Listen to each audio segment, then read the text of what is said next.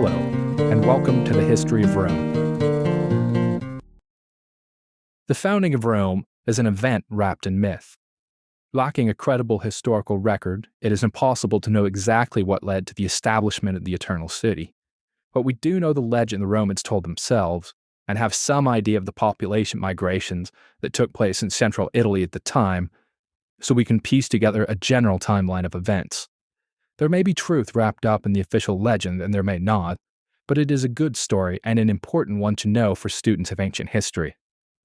It is the story of a refugee Trojan prince, and how his great-great-great-great-great-great-great-great-great-great-great-great-grandsons would be wet nursed by a she-wolf and later found the greatest city of the ancient world.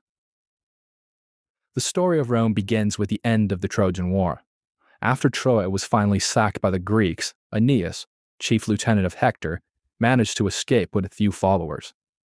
They boarded ships and set out into the Mediterranean to find a new home. Their odyssey took them from Asia Minor to the north coast of Africa, where Aeneas managed to sow the seeds of the three Punic Wars by seducing the Carthaginian queen Dido and then abandoning her. Virgil writes that in the final moments before she committed suicide, Dido cursed the descendants of both to eternal enmity. O my Tyrians, besiege with hate his progeny and all his race to come. Make this your offering to my dust. No love, no pact must be between our peoples. No, but rise up from my bones, avenging spirit. Hell hath no fury like a woman scorned. After securing an archenemy for Rome, Aeneas sailed to the west coast of Italy, where he and his followers hoped to make a settlement. Arriving in the territory of Laurentum, the Trojans were immediately met by armed locals who tried to drive them off. But their king, Latinus, decided to make peace rather than war with the foreigners and offered his daughter Lavinia to Aeneas, solidifying an alliance. This marriage came as quite a shock to Turnus, prince of the Rutuli, a nearby tribe, because Lavinia had already been pledged to him. Angered by this slap in the face, he led an attack on the combined Trojan and Latin forces. The Rutuli were defeated, but King Latinus was killed in the fighting, leaving Aeneas in control of both the Trojans and the Latins, who were rapidly intermarrying into a single people. Vanquished, Turnus and the Rutuli turned north to the rich and powerful Etruscans for help. The Etruscans were more than willing to lend a hand against the growing menace of the Trojan-infused Latins and attacked. But Aeneas, in his final act, led the Latins to victory, establishing the Tiber River as the boundary between the Latins and the Etruscans.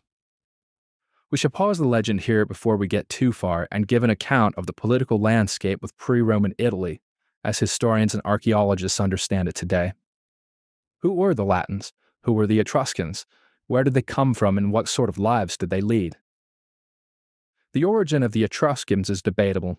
However, DNA evidence points to a migration from Asia Minor, which, if true, offers a context for the legend of Aeneas' arrival from Troy. The Etruscans were the dominant force culturally and politically in the Italian peninsula, and, as we will see, came to dominate Latin territory in the waning years of the Roman kingdom. They had developed cities and a confederal state system long before the Latins, who remained in traditional tribal affiliations until the foundation of Rome, which was the first major settlement in Latin territory that could be called a city. The Etruscans were artists and craftsmen who had set up extensive trading networks that reached all the way to Greece. The trading roads between Etruria and the Greek cities of Magna Graecia in the south ran right through Rome, offering a clue as to the reason for its location. The Latins, in contrast, were simple pastoral herdsmen. Evidence from ancient burial mounds suggests the Latins were descended from Balkan migrants who crossed the Adriatic in prehistory. Mostly shepherds and farmers, they did not have any sort of advanced arts or crafts. What culture they display seems to be little more than a blend of Etruscan and Greek elements. Indeed, nothing about later Roman history suggests the Latins were innovative at all in art, religion, or letters. They excelled at warfare and engineering and administrating, but were merely students of philosophy, never instructors. Their gods, to take one obvious example, are little more than an adaptation of the Greek pantheon, Zeus becoming Jupiter, Hera becoming Juno, and so forth. What bound the Latins together was a common language, distinct from the Etruscan language to the north, and the imported Greek in the south. Latin, of course, forms the basis for half the languages in Europe, and its vocabulary still dominates the legal profession. But enough humorless anthropology. After Aeneas died, his young son Ascanius grew to be king. The town built by the Trojan settlers had become too small for the exploding population, and Ascanius led a group east to found a new settlement called Alba Longa, which would become the seat of the growing Latin kingdom. Generation upon generation followed, and the Latins became powerful and secure. The kingship was passed from father to son until finally it rested upon the head of a man named Numitor. Numitor had a brother named Amulius who coveted the throne and decided to seize power for himself. Numitor was driven from Alba Longa, all his sons were killed, and his daughter, Rea Silvia, was forced to become a Vestal virgin to ensure she would bear no children who could threaten Amulius. However, after taking the vows, Rea was the victim of rape and consequently gave birth to twin boys. Rea declared that the god Mars was the father, but to no avail, and, for the crime of allowing herself to be raped, she was thrown in prison. The twins were sent to be drowned in the Tiber. However, the men entrusted with the task found the river flooded and left the boys in the sluggish water rather than slogging their way to the river itself, and when the waters receded, the babies were left alive and well in the reeds. Here, legend states that a she-wolf, coming to the river to quench her thirst, found the babies and offered her teats for them to suckle on. A herdsman came upon the scene and gathered the children up from the wolf who had been gently licking them and took them home with him. Even Livy acknowledges that the story of the wolf is a fable and postulates that it may have arisen because the herdsman's wife was a whore named Wolf. The herdsman and his wife raised the boys, named Romulus and Remus, as their own, and soon they grew to be men.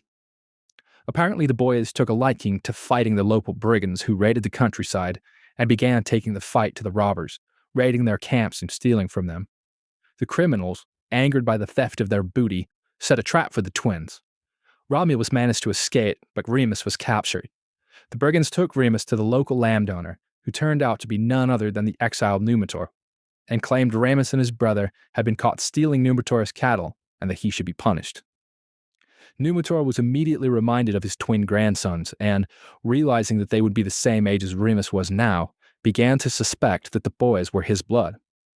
Numitor began making inquiries, and soon learned the particulars of their upbringing and became convinced that they were his daughter's children. The herdsman, knowing Remus was in Numitor's custody and having himself long suspected that his two boys were of royal blood, decided to tell Romulus the whole story of their discovery by the river. From this, a plan was hatched to return Numitor to the throne. With Romulus leading one group of men and Remus another, they surprised and killed Amulius and brought Numitor back to Alba Longa. Numitor told the story of his brother's treachery and the circumstances of his grandson's birth, and the people shouted unanimous consent that Numitor be king once again. After Numitor became king, Romulus and Remus decided to found a new settlement at the spot where they had been left to drown. There are two accounts of what happened next. One states that trouble arose when the question of who would be senior in the new city was raised. They decided to allow the gods to decide, and each retired to the top of a hill, Romulus the Palatine and Remus the Aventine, to await a sign. Soon enough, 6 vultures landed at the feet of Remus, and when his followers made this known to Romulus, 12 vultures immediately landed at Romulus's feet. A fight broke out, with one side claiming primacy of arrival and the other claiming primacy of number. In this fight, Remus was killed. The other, more famous story is that Remus, mocking his brother, jumped over the partially completed walls, and Romulus, in a fit of anger, killed him, swearing, "So perish whoever shall overleap my battlements." Either way, Romulus obtained sole power, the city was named for him, and he became its first king. The legendary date of foundation is April the 21st, 753 BC. Did it happen like this? Almost certainly not. After the sack of Rome in 386 BC, most of the early historical record was lost, and with it the specifics we need for an accurate telling of the story. But archaeological evidence seems to support the broader strokes of the legend. Settlements have been found on the Palatine Hill that date from the 800s BC, suggesting that the legendary chronology is at least in the ballpark. The general story of a struggle between the Latin and Etruscan people, ending with ostensible Latin autonomy south of the Tiber, also fits our understanding of the ethnic and cultural landscape of the era. It is doubtful that the site of Rome was chosen because it marked where the twins had been sent to die. More likely, an easy river crossing, coupled with the natural defenses offered by the nearby hills, drew settlers to the area. And of course, as already noted, the site lay on the trade road between Etruria and Magna Graecia. Without any real data to draw from, later Roman historians used common mythological elements to construct a conventional founding legend. Indo-European culture produced numerous examples of the divine twin mytheme, including Castor and Pollux and Idas and Lynceus of Thebes. The motif of infant exposure gone wrong crops up in the biographies of both Perseus and Moses. And of course, most will recognize the virgin birth element from Christianity. The tales of miraculous or virgin births have surrounded important legendary and historical figures for millennium. The addition of Aeneas gives Rome a lofty ancestor and connects their city to the Greek civilizations the Romans so admired. However it happened, a settlement was established at the bend in the Tiber. This settlement grew and came to dominate its neighboring communities, then the entire Italian peninsula, then the entire Mediterranean. Next, we will cover Rome's unsavory beginnings, who the first Romans were, whose women they stole to ensure that there would be a second generation of Romans, and whether Romulus, great soldier that he was, died or simply faded away.